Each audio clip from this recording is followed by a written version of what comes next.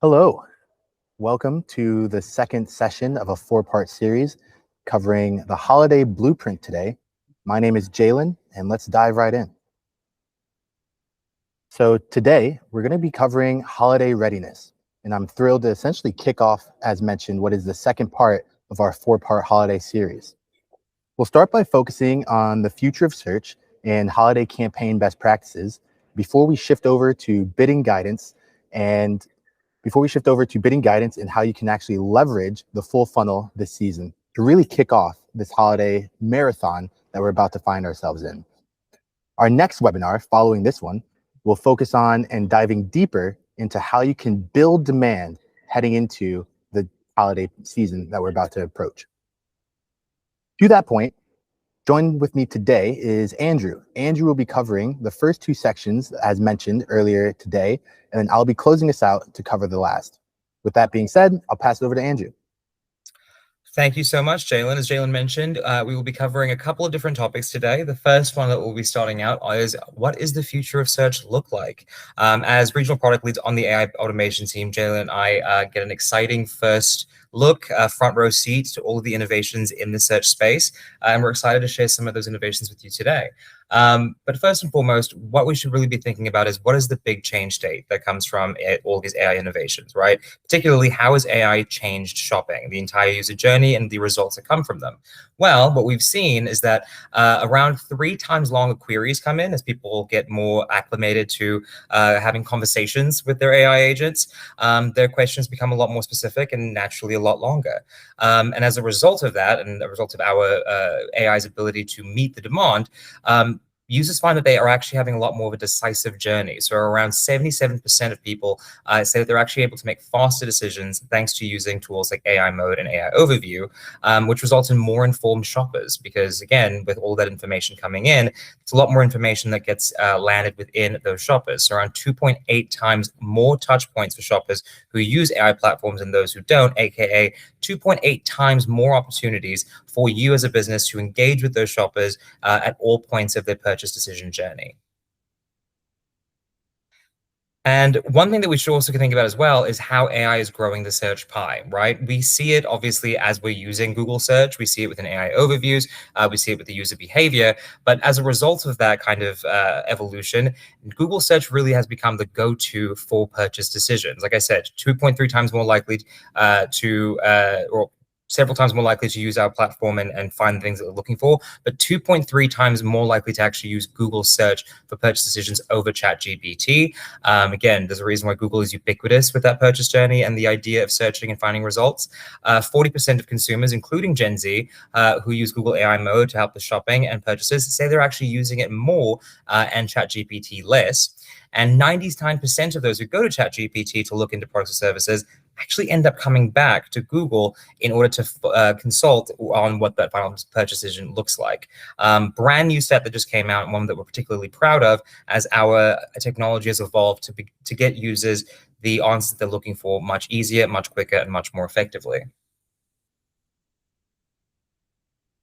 And beyond that, something to note for all businesses is that search really has evolved beyond information to intelligence, right? No longer is search just answering a specific query or a very specific niche case.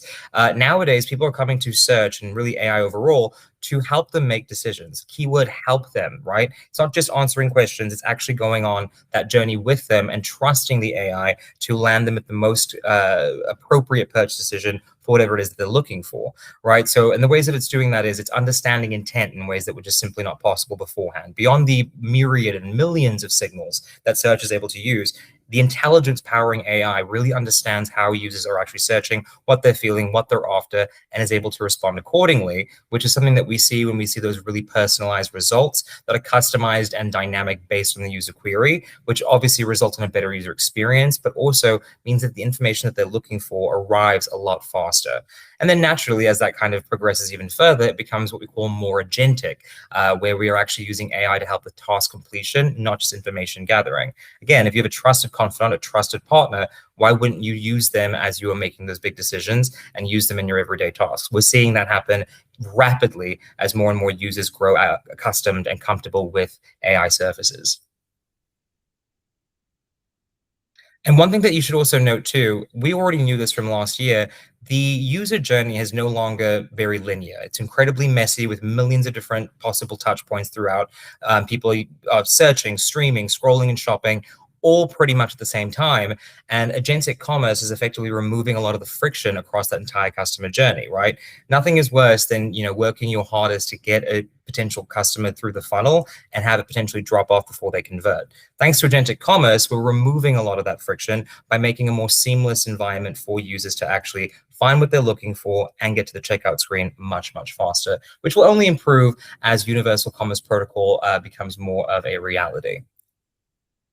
But one thing to really understand as all of this exciting things are happening in the background is that the future of AI is very much determined by what we are doing now. And the advertisers and the businesses that have the most well-trained AI will be the ones that see the most success for all of the exciting innovations that are happening both now and for the times to come. Which is why it's important for us to understand how those trainings and learnings can happen through campaign best practices, which goes on to our next section here. Let me just scroll up here for a second. And the reason we want to go through this is because, as I mentioned, because those learnings are so important, we want to ensure that our campaign structure, our account structure overall, is prepared to make the best use of those learnings, but also is best set up to actually ingest them. And the way that we've sort of packaged that all together are in 4 key motions that will enable growth today and, again, prepare for an agentic tomorrow. Those 4 are going to, as we affectionately call the commerce 4, will be around product feeds, boosting your discoverability across AI experiences, so making sure that your products are appearing wherever users are searching or interacting with their surfaces. Data strength, making sure that that data is not only coming in for your reporting purposes, but that that data is also being used, like I said, to train your AI. It's an imperative that the AI is getting as much learning as possible. The data foundations are going to be what ensures that. And then obviously using that data will be the AI campaigns, a la AI Max, PMax, Demand Gen. Those are going to be the campaigns that will not only obviously make the most use of that data, but they'll also be the campaigns that provide the best learnings for that data. Again, one of the reasons we're so bullish on making sure that our advertisers are opted in and making the best use of them is because the results do speak for themselves now, but they will become even more impactful as time goes on. And then lastly, ensuring that there is an agentic infrastructure in place, or at least top of mind, when businesses are making changes to their website, making sure that they are updating things in terms of how they're going to market. Having an agentic infrastructure top of mind will ensure that you, again, are prepared for that ever growing closer agentic future that we're approaching. Starting off first is the product feeds piece. Again, the goal for this is to boost discoverability across AI experiences by enriching your product feeds with as much data as possible. So step 1, making sure that we are maximizing product titles, descriptions, GTINs, all of those details that will make the user who is searching for a particular product easier to find that product. Again, without that data, without that information, there isn't a lot of ways the campaign will be able to understand where and when it's best to serve. 2, consumers are obviously shopping visually, right? Make sure that your images are satisfying, they are clear, they obviously reflect the product, but also capture users' attention and get them excited to purchase it. So that's why we typically require around 3 images or 3 or more images to capture the product in all its different ways, but also including lifestyle images, making sure that users and potential shoppers are able to see that product actually in action, get them to stop their thumbs and actually take notice. One of the best ways to do that is to actually see it in practice, because then they can envision themselves using that product. And then obviously ensuring that the image quality is up to par, with it being a minimum of about 1500 pixels by 1500 pixels. Then number 3, providing transparency for shoppers to make immediate confident purchases, letting them know about any deals, shipping, speed, return policy, all of those key things that if I was in a shop, I'd want to know about. Include them as a part of your product feed. And lastly, making sure that your brand is set apart in the moments where consumers are making decisions by putting things in like sales prices, product ratings, again, all of those things that might tip the scales in favor of your business getting that conversion. You can all do at the product feed level. 2, data strength, possibly one of the most important, if not the most important foundation for any campaign, AI or otherwise, is to make sure that the data in is as strong and as clean as possible, because that will directly determine what the outputs are. So Google Tag Gateway, one of the first steps and one of the newest innovations within the measurement space that we can offer. Please ensure that your campaigns and your account are set up with that best practice foundation. It will make the ingestion of that data, the clarity of that data, so much better and future-proof for all the things to come. 2, data manager, ensuring that you're able to instantly connect your first-party data. One of the most powerful signals you can use is the data you've already collected. Make sure you're leveraging that as you grow your business. And three, cart data to ensure the details of a purchase are captured, what products are doing well, how did a user get to that product. All of those different learnings will obviously translate back into the learnings that the campaigns use to optimize that entire purchase journey and grow your efficiency over time. Three, simply said, adopt as many AI campaigns as possible. And the reason being is, again, not only for that short-term efficiency gains and performance boost that you will see, provided that all of those measurement fundamentals that we talked about are in place, you'll also be training your AI in the most profound, comprehensive way to ensure future-proof state, to ensure that the campaigns perform well, not only now in the future as well, but also you'll be growing your business by, again, having the most intelligent targeting and creative delivery possible. And again, as these products evolve further and further, they'll get stronger and stronger. So you want to make sure that you have as much training there as possible. It's also important to note that you are scaling predictably for account. You're scaling predictably to account for shifts in demand. We know that consumer behavior and sentiment is finicky and it does change. So ensuring that your bid targets and your budgets are aligned and are taking into consideration those fluctuations in the marketplace are imperative for you to, again, maximize your results. Four, agentic infrastructure. Possibly the thing that we get asked about the most is around what does that kind of future look like and how do we future-proof our businesses now? A lot of the things we kind of already covered, but just to kind of reiterate, making sure that your feed is as enriched as possible with as much information as possible, making sure that there is a strong bit of organic data coming in, that there is, checkout, free listings, just anywhere that you can increase your visibility, both in the paid and the organic space, are valuable learnings to not only inform your user and your customer, but also help train your business's AI for an agentic future. And then lastly, of course, the ad side. Like I mentioned, there's the organic side and the paid side, the ad side, we kind of just talked about it. And then in terms of the services overall, how are you able to sort of use your own personal internal tools to best prepare for an agentic future? Gemini for Enterprise is an option, which just allows you to deploy agents in your website that will help with the management of user journeys and also the data ingestion. Vertex AI for Search, which will improve your website search with Vertex. This can be something that is sort of seen as a little bit of a complement or an evolution of what maybe SEO practices were in the past. And again, to reiterate, first-party data is one of your most powerful data signals possible. So ensuring that you have a strong data collection already in mind, a strong CRM foundation, will definitely set you up for success in the future. Now, with all of that said, quite a lot to cover right there, but I do want to dive into one of the most powerful AI-powered campaigns that you could be using right now, not only for short-term results, but also long-term goals, AI Max for Search campaigns, which, as we know, you can split up in effectively three different sort of buckets. Search time matching, which is going to be how AI Max targets using both user signals, user queries, but also your website information. Again, that's a short way of saying it. It uses a million different signals that are almost too numerous to list, but that's going to be how we match the user with the most appropriate query to, again, maximize your conversions. Text optimization will ensure that when the user is served an ad, they're being served an ad that is the most relevant and the most captivating as possible, ensuring that the maximum click-through rate is hopefully observed and getting them to convert quicker because they're getting the information that they actually search for. And then lastly, final URL expansion, making sure that they land on the landing page that is most likely to lead to a conversion. Again, sometimes we don't always know what that is, or we think we know what it is, and then we put this on and it surprises us that in fact there is an info page that maybe was the missing link for a user before they converted. Incredibly powerful tool. All three we recommend opting into to get the maximum amount of performance and also learnings. Now, with AI, obviously there's anxiety about how do we keep things under control? How do we keep things in their swim lanes? How do we make sure things don't go haywire? Well, thankfully, AI Max already is built in with a lot of powerful guardrails inherently, and of course the intelligence to sort of know where it can go and cannot go, but you can still provide additional guardrails to control it a little bit further. One instance of this is brand inclusions and exclusions. This is going to be the way that you ensure that a brand campaign stays only bidding on branded terms, or a non-brand campaign doesn't bid on any branded terms. Text guidelines to ensure that your copy that's being generated adheres to any brand guidelines or text or legal guidelines as needed. And then URL exclusions and inclusions, just to make sure that there are landing pages that are completely relevant for that category are adhered to, so that even as final URL expansion explores other landing pages, we aren't directing traffic to where we don't want traffic to go. And then one of the, I think, most enjoyable parts of this is actually getting to review the results that AI Max is able to drive, not only for relevance, but also just to see what the performance actually is, so that we can celebrate its wins or identify areas that maybe additional optimizations or guardrails are needed.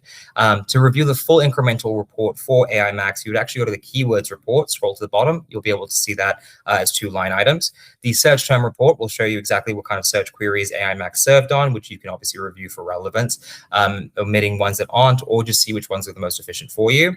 Landing page report will show you which landing pages resulted in a conversion, what those performance is. Great way to see if there needs to be some landing page optimization if we're seeing low conversion rates. And then the asset report will show you the type of creative that text customization provided, and that will give you insights on what kind of messaging and what kind of conversations were the most impactful for your users, which might even inform your brand and marketing strategy. And the other part of the AI Max that people are very excited about, not just on the search side, is going to be AI Max for shopping. Now, I should clarify, if you are already running shopping for PMax, you're probably getting a lot of these benefits already. But in the instance that that isn't happening or that is not available to you, AI Max for shopping will enable you to leverage a lot of the great features that AI Max for search does with regards to the greater targeting, dynamic copy, etc., for your product listing ads. Again, this is something that's still being rolled out intermittently, so you might not yet have access, but it should be having a full rollout before the end of the year. So definitely something worth considering. And there are a large amount of best practices that we simply won't have time to go into, but a lot of them do mirror some of the best practices that we saw universally around making sure that our data quality is solid, we are bidding and setting our budgets accordingly, and that we are spot checking all of the data inputs from our website, etc. Going on to PMax, again, I know this is quite a long section, but we want to make sure that we are covering everything that we need to. PMax's best practices haven't really changed, so we'll kind of go through these rather quickly. Building a campaign and optimizing for the right conversion goal, ensuring that if you are creating a campaign for conversions, that you are setting those bids and targeting parameters accordingly. Obviously, very, very important as a foundational moment, but also thinking about what kind of copy and creative that you're writing, right? If you're trying to just build brand awareness, it's a little bit of a different approach than, say, someone who's just trying to go for conversions. And like I said, along the idea of assets, maximizing your asset coverage. Don't cut off PMax's arms while it's trying to catch you conversions. Give it as many different assets as possible, videos, images, copy, etc. There's no reason for you not to maximize that, because that gives PMax so many other opportunities to mix and match and find the right combination of assets that are the most impactful for each user at every point in their journey. And again, great results start with great inputs. Going back to what we said about data in and data out, if you are providing the best data in, you probably will be getting the best results out of that. So ensuring that your measurement foundations are set up, that you're providing first-party customer signals, all of that stuff will ensure that the campaign is able to not only run effectively, but also train in a much more accelerated pace, because it has the jump start of the data that you're already providing it. And with that, very, very long section over. Do appreciate all of the continued attention. I will pass it back to Jalen for another thing that's top of mind for us, bidding guidance. Thank you, and appreciate the very clear overview on all things necessary to make sure that this holiday season works well for everyone involved. Now, in my section, as mentioned, I'll be diving a little bit more into bidding guidance and essentially some of the bigger changes that are coming to fruition in the next couple of weeks. As I'm sure you're all aware, there's a upcoming change to the bid strategies with a target, and we'll quickly discuss a bit more what this is and how that will look. So as mentioned, there's a change coming to bid strategies with a target, and this change is looking to take place on August 17th.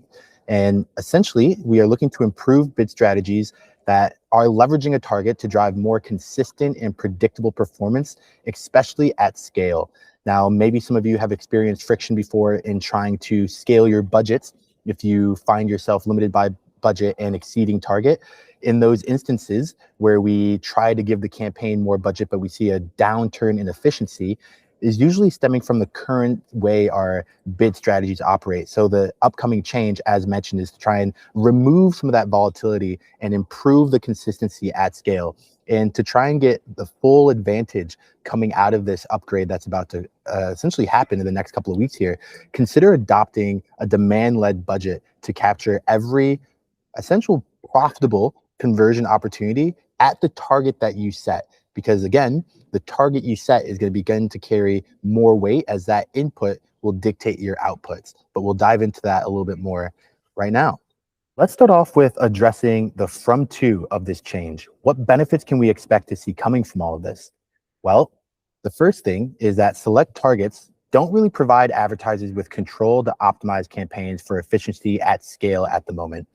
We're hopefully moving to a more reliable control area where performance that is reliable delivers the actual stated target regardless of budget provided by the advertiser, and with the control to optimize campaigns for that efficiency and or the scale at which you want to receive.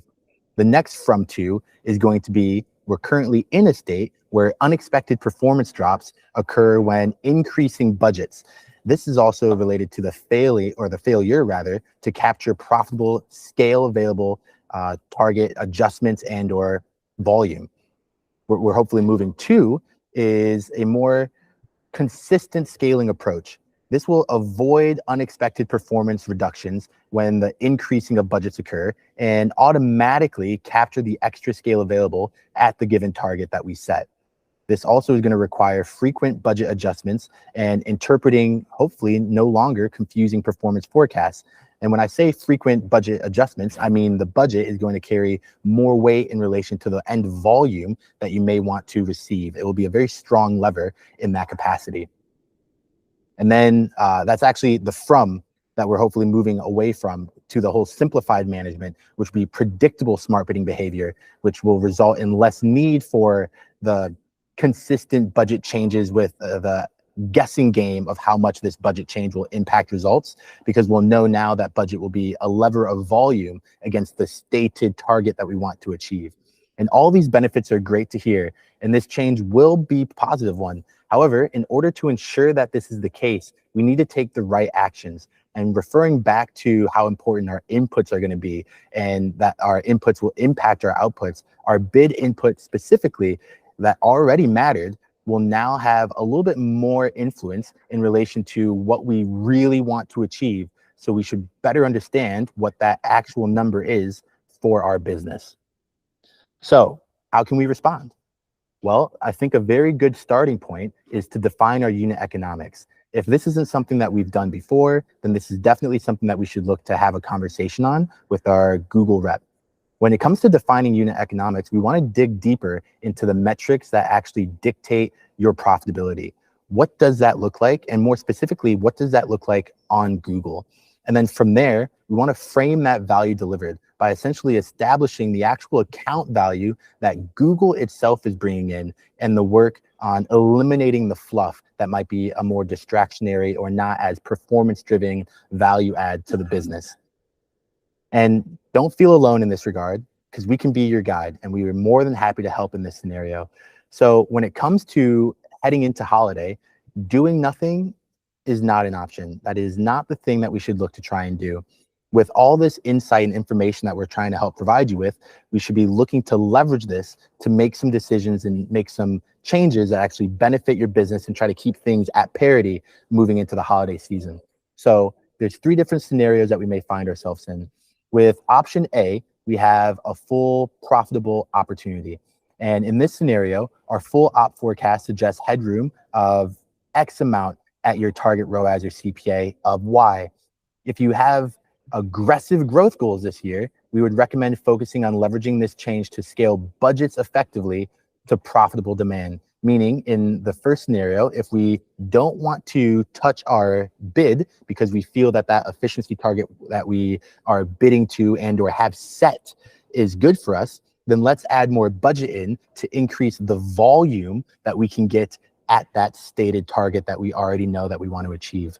In option B, it would be to maintain actual current performance. And if we want to try and do this, meaning if your business needs to focus on stabilization and efficiency, then we would recommend adjusting targets to meet the recent actual attainment in the last 28 days or 2 conversion cycles. And what do I mean by this? I mean, if the goal isn't to try and increase the volume of performance that you're seeing, but maintain the efficiency that you currently have, then let's raise our targets to what we're actually attaining and or have seen in that last 28-day period so the system can continue continue to produce those results for us. And then lastly would be option C, which is a little bit more of a hybrid scenario. So if you're generally happy with the current performance, then check if your current targets might be too aggressive or hindering growth, right? If they are, then we recommend making some campaign adjustments to ultimately soften your target while raising budget. This way you can both retain what you feel is efficiency or the floor that you're comfortable with, while also scaling to a more volume-based approach for the number of conversions you may want to see now or moving into the holiday period. Not too different than the holiday guidance that you've had before in relation to your bids and your budget at scale. And if you feel as if you don't know what those numbers are, meaning we aren't entirely sure what the floor is, we aren't entirely sure what is really being driven for us from a Google perspective, then let's actually find those opportunities, and we can help you be your guide in that regard as well. So when it comes to unlocking untapped potential, the best place for us to look into this would be in the Missed Growth Opportunity Report. A little bit about this report. So this report is a powerful tool, and it helps us understand the full potential of your ad campaigns. And this is also within Google Ads. This isn't a third-party report or something that you would need your Google rep to pull specifically for you. This is something that you'll have available in platform. And it provides a clear visual overview of the clicks, the conversions, the additional value lost due to the restrictiveness of your bids and or your budgets, and it helps paint a clearer picture of where opportunity might actually sit. Now, there's four main things that we look to leverage from this report, and four main, I guess, high-level values that it provides for us. The first being, it helps us understand the opportunity. Now, this is going to give us a little bit more insight into the historical performance of, as mentioned, the clicks, the conversions, the conversion value of whatever campaign that we're looking at over that period of time. And the second thing is it's going to help us visualize that data that we're looking at in a more simplistic and easy to understand method. The third thing is it will allow us to filter by campaigns. So this isn't just aggregate data for your entire campaign or all of your conversions. This is nuanced against the actual campaigns that you're promoting and or the actual times in which we're launching or flighting these campaigns over the course of the year. And then lastly, arguably the most important piece, it's going to help us take action against the data that we're seeing to better understand, if we don't know what good looks like, what it is, so we can continue to go after it. Because again, and I've been saying this a lot, and hopefully I can underscore it for you all, our inputs will dictate our outputs. So the more clear we can be on the data that we're giving the system, the better it can be at providing similar things in terms of return. Now, that's all fine and dandy from a theory point of view on what it is and the things that it can do. But how do we actually go about leveraging this report? Well, the missed opportunity is, as mentioned, available across your account, but it's also available for all campaign types. And this includes search, this includes shopping, performance max, demand gen, YouTube action, app, and hotel ads. It's just quite all comprehensive, and we're holding no secrets. Hopefully all of this helps you feel a little bit more enabled to act on some of the things that we're discussing. But three things to focus on in relation to this slide in particular. The first is we'd want to review the performance overview. Now, this is the actual data and the potential performance on a weekly, or on a week by week rather, basis for the last year for clicks, conversions, and the other data points that we mentioned. We can then filter and focus. And by filtering on select dates and focusing in on the most important opportunities, we can begin to paint, as mentioned, that clear picture of where that actual opportunity lies and when that actual opportunity tends to find its biggest peak. And then lastly, we can easily apply the recommendations that we're seeing right in the recommendation action portion from this platform to make it as simplistic as possible to act on the decisions that we see and or act on the data that we have available. You can access this report, as mentioned, in your Google Ads account, but you'll find it under the Recommendations tab in Missed Opportunities. So with that being said, we'll jump into how we can now leverage the full funnel with all of these different best practices that Andrew discussed and all of the different changes that are upcoming that hopefully we have a bit more confidence in how to address. Let's now see how we can put all those pieces together to try and capture the most available opportunity for us heading into this holiday season. Now, I'll start off by saying that we've talked a lot about maybe search and portions of AI that influence search, but that's not where things stop, right? We have a massive touch point slash footprint in a variety of different things. 2 billion people on Google, 1 billion types of searches a day. 65% of all of those shoppers are leveraging things like YouTube to better understand what it is that they're looking to buy and or if they even want to buy it. So this ultimately puts Google in a unique position to lead the shift at scale through this ad ecosystem on all 15 of these platforms that we have at our disposal every single day, 7 of which help over 2 billion people every single day. Now, if you're feeling to yourself, that seems like a lot of opportunity. Where do I even begin to try and capture some of this? What is a starting point? Well, I think a good starting point, as Andrew mentioned, is the use of AI, because we don't know what we don't know. And let's not forget, a lot of the controls that we may feel we're losing are actually there, just in different places that Andrew touched on.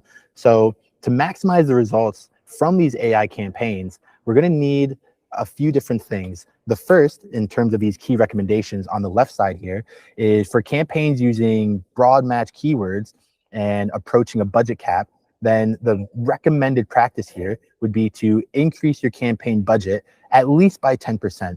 Now, while these campaigns may see less uplift than those that are more restrictive in the match type perspective, like exact and phrase match, this a little bit additional budget will provide us with additional reach beyond where we were actually already serving to try and yield a bit more juice out of that orange, if you will.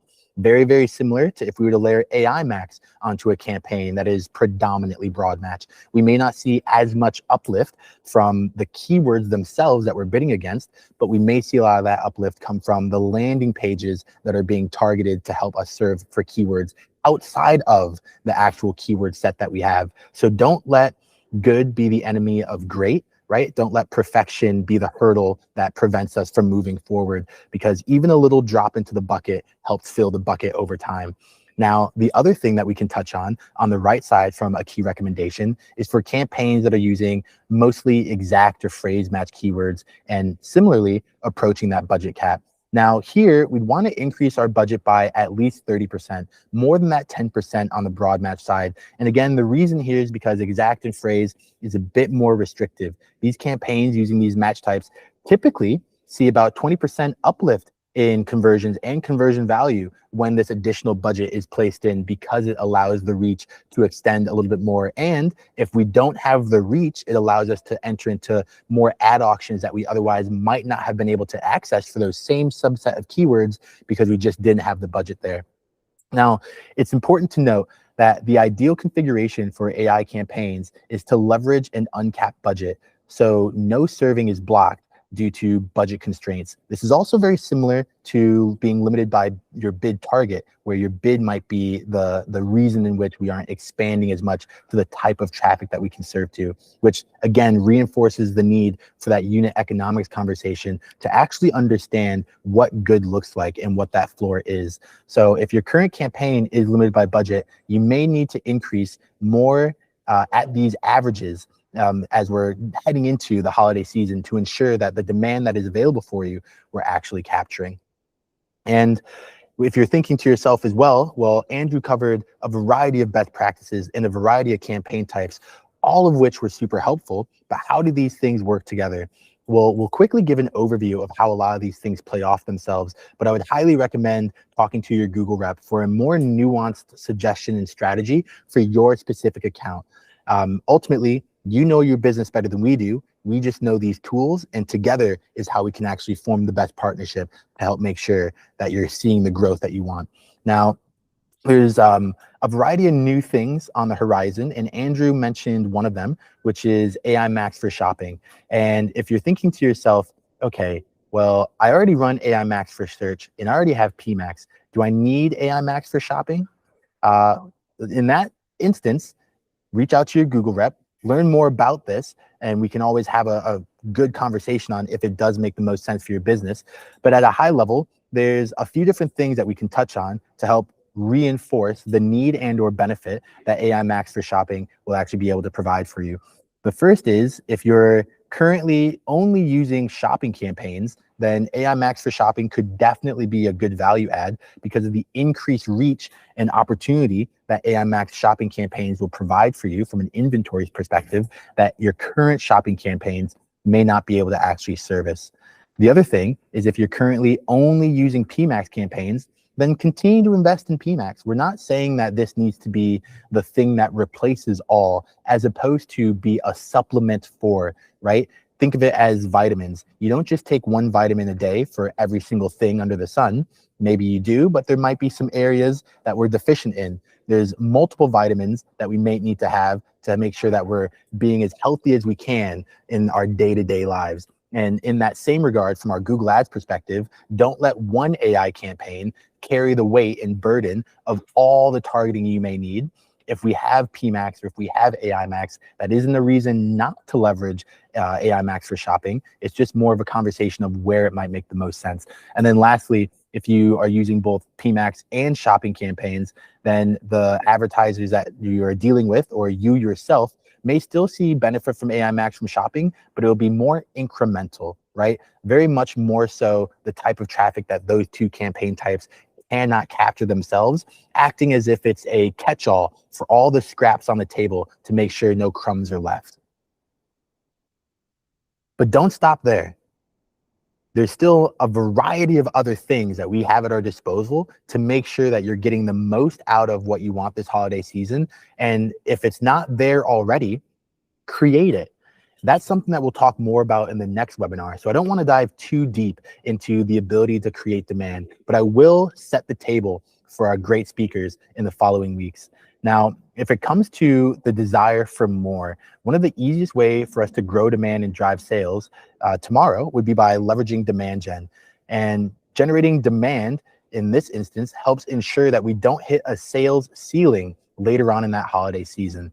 If you don't know, now you know, I think is one of the good paraphrases that I've learned throughout my life that help me best understand the value that demand gen can actually bring to a business. Because if they don't know who you are, then they have no idea to search for you.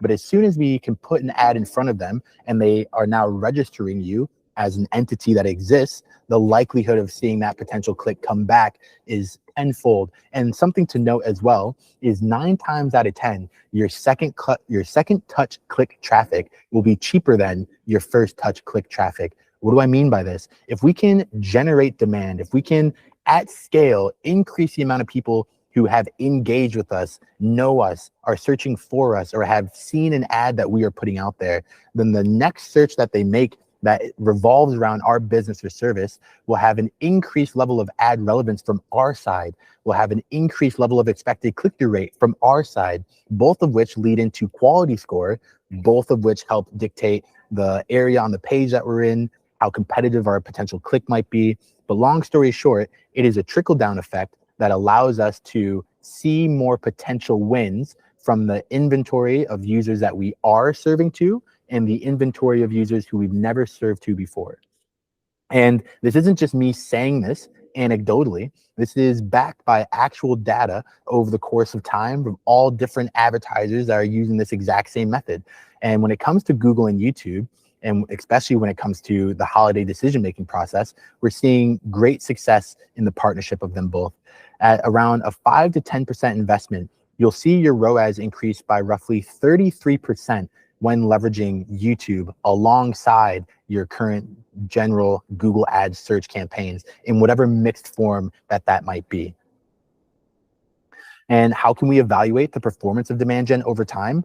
Well, I've mentioned a few things, but just to dive a little bit deeper, demand gen may not be an immediate result platform or campaign type. This isn't to say that it will not generate results in the immediacy, but that isn't necessarily what it's always built for, especially depending on the type of demand gen campaign that you're moving forward with.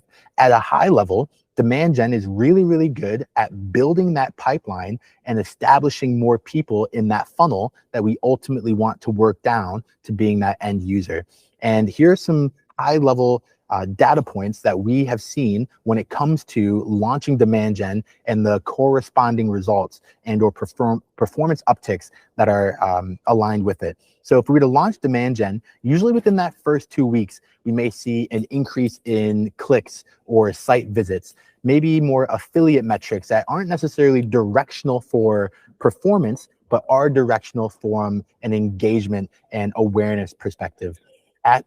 After about 30 days, we may see an increase in mid-funnel conversions as those users who have clicked and visited our site are now re-engaging with us and finding us again. So our assisted mid-funnel conversions as well will more than likely begin to increase. And then where we really begin to see a lot of that benefit is over time when we hit that 60-day period and further. And this is when we tend to realize an overall close lead and revenue increase, along with a decrease of search and PMAX CPAs or account level CPAs as well, while also generating a bit more ROAS. Why? Because again, that second touch click traffic tends to be cheaper than the first. So if we can at scale for pennies on the dollar, generate clicks, views, and engagement through demand gen that we can then circle back and re-engage or have them find us naturally through search, that's where we actually begin to see the parity and improvement across both ends. Thank you so much, Jalen. So we discussed a lot today, but I think that we can sort of summarize it in 3 pretty comprehensive steps. The first, again, maximizing your AI coverage across AI Max and PMax. The more data your AI campaigns can ingest, the smarter and stronger it will become over time. Obviously, there's short-term efficiency that will be gained, but the long-term goal is to have these AI-powered campaigns trained with as much data as possible to, again, yield the strongest results. The second is to steer those campaigns with the best data and appropriate guardrails. Having a strong measurement foundation ensures that the strongest data, it will jumpstart your campaigns and guide it in the right direction so that it is able to optimize and ramp up as quickly and as efficiently as possible. And while that is happening, you can guide it in the right direction using the guardrails that are the most appropriate based on your business, whether that's text guidelines, the type of search queries that you're trying to show up for. There are a myriad of different guardrails that you can apply to ensure that you're getting the most relevant results possible. And then lastly, setting the most optimal bids and budgets. We want to make sure that we are maximizing the holiday opportunity and not leaving any profitable conversions on the table. The way that we do this is by setting the right bid targets based on our profitability goals and ensuring that our budgets remain flexible so that we're capturing all of those profitable conversions wherever they might pop up throughout the holiday season. I am confident that by adhering to these 3 key takeaways and obviously using all of the tips and tricks that we went over throughout the session, we are going to be able to have a fantastic holiday season this year and maximize the opportunity that's out there. I want to say thank you to everybody who's watching for your time, for your attention, and hopefully all of the information that we covered here will help set you up for success for a fantastic Q4. Thank you, everyone. Be sure to reach out to your Google reps if you want to double click into anything that we discussed. And also RSVP for the 2 extra upcoming webinar sessions that we have on August 27th and September 17th to listen to the next set of great speakers who will dive a little bit deeper on building demand during the holiday season and winning that peak season yourself. Thank you. Thanks, everyone.